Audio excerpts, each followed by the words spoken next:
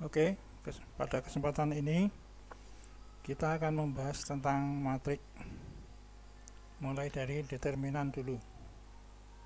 Jadi kalau ada matrik seperti ini 521063847 itu determinannya kurungnya jadi tegak seperti ini ya. Untuk determinan kurungnya tegak. Kalau matrik kurungnya melengkung seperti ini aturan di buku Stroud ya. Mungkin di buku yang lain kurungnya kotak ada melengkungnya di atas dan di bawah. Tapi di Stroud ini melengkung seperti ini. Nah, determinan dari matrik ini adalah ini perhitungannya. Jadi perhitungannya ini di sini diulang ya. Ini diulang. Jadi perhitungannya ini mulai dari sini 521, ini berarti menggunakan baris atas ini 521. Kemudian 42 min 12 42 dari min 14 itu dari sini 6 kali 7 min 12 4 kali 3. Kemudian 521 ini tandanya plus minus plus. Kemudian 0 dan min 24 ini dari 0 kali 7 min 24 itu 8 kali 3. Kemudian 0 min 48 itu dari 0 kali 4 0, 8 kali 6 48.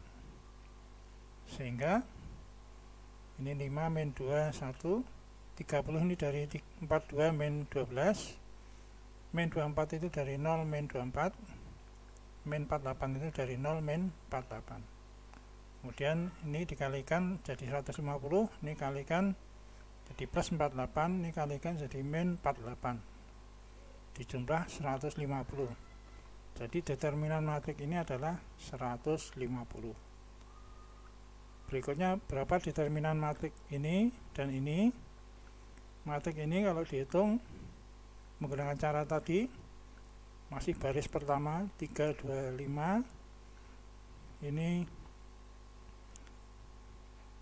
min 30 dari 7 kali 6 itu 42, 8 kali 9 72. Jadi 42 kurangi 72 min 30 dan seterusnya. Ini ketemunya 5. Determinan ini ketemunya 5. Kalau determinan ini karena 00 itu mudah, langsung 2 kali 20 40. Itu untuk determinan. Berikutnya untuk kofaktor. Kofaktor itu misalkan matrik ini. Kofaktor itu kita menggunakan tanda ini. Plus minus plus minus. Kalau ke bawah juga plus minus plus, ini selang-seling ya. Jadi selang-seling.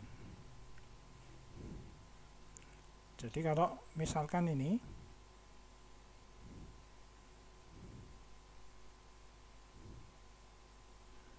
matriknya ini 2 3 5 2 3 5 4 1 6 1 4 0. Mencari kofaktor. Kofaktornya itu ini A besar 11, A besar 12, A besar 13 ini. Komponennya ini sampai A33. Nah, ini tandanya seperti ini tadi, plus minus dan seterusnya. Ke bawah juga gitu. Jadi untuk A11 itu plus, A12 itu minus, A13 plus. A21 minus, ini plus minus, ini plus minus plus. Cuman di sini matriknya adalah 1064. Ini dari sini. Jadi kalau A11 ini disilang, sisanya tinggal ini 1640 ini 1640. Jadi A11 adalah plus dalam kurung 0 min 240 itu 1 kali 0, 24 itu 4 kali 6. Sehingga A11 nya nilainya min 24. Kemudian A12 itu disilang di sini, di pas 3 ini disilang. Matriknya tinggal 4610, ini 4610. Tandanya minus mengikuti ini tadi, ini yang di sini.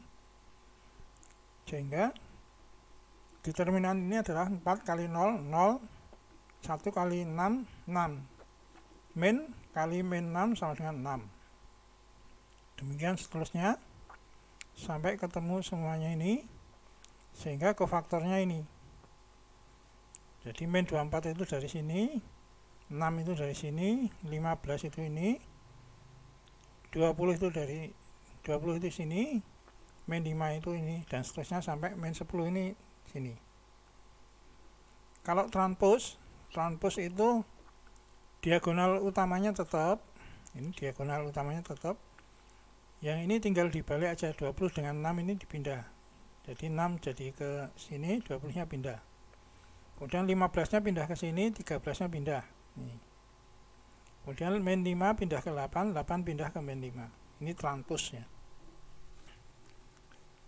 Bagaimana kalau mencari inverse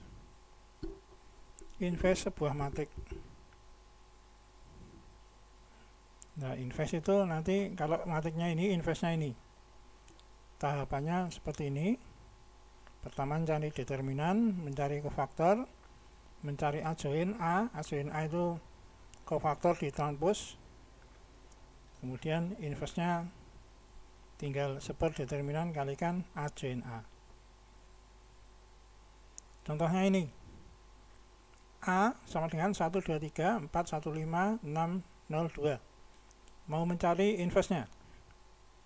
Pertama dicari determinannya dulu. Jadi determinan dari ini pakai cara yang di atas itu ketemunya 28. Sudah dijelaskan di atas. A-nya 28. Ya, ini seperti ini. Determinan pakai baris pertama. Nah, ini ketemu 28. Kemudian mencari kofaktor, matrik kofaktor. Seperti di atas, A11, A12, A13, dan seterusnya sampai A33, ketemunya ini.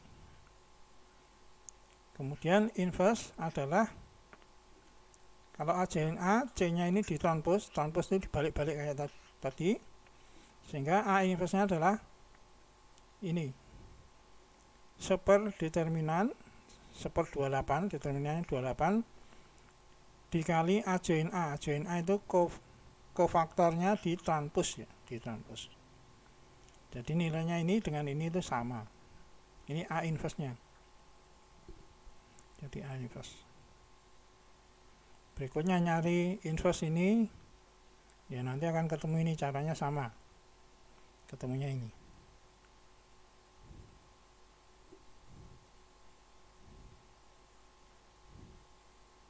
Berikutnya, inverse matrik tadi dipakai untuk menyelesaikan persamaan linear. Jadi, persamaan linear itu seperti ini bentuknya. Nah, persamaan linear ini bisa dinyatakan ke dalam matrik, bentuknya seperti ini. Atau AX sama dengan B. Kalau AX sama dengan B, X-nya bisa dicari dengan cara A inverse kali B. B itu nilai yang belakang ini. Kalau A itu koefisien-koefisiennya dari X. Contohnya ini. Persamaan ini X1 tambah 2X2 tambah X3 sama dengan 4. 3X1 min 4X2 min 2X3 sama dengan 2. Dan seterusnya sampai sama dengan min 1. Ini dicontohkan dalam matrik. Keluar matrik A-nya seperti ini. 1, 2, 1 dari sini, 1, 2, 1, 3, min 4, min 2 dari sini, 3, min 4, min 2, 5, 3, 5 dari sini, 5, 3, 5. Nah, ini matrik B-nya, nilai hasilnya ini, 4, 2, min 1, 4, 2, min 1, ini B, ini A, ini X. Sehingga X sama dengan A inverse kalikan B. Sehingga kita perlu nyari A inverse. Jadi, inverse-nya dari sini nanti dicari dengan cara di atas itu ketemunya ini, yaitu determinannya ini. Nah, ini ketemunya min 35.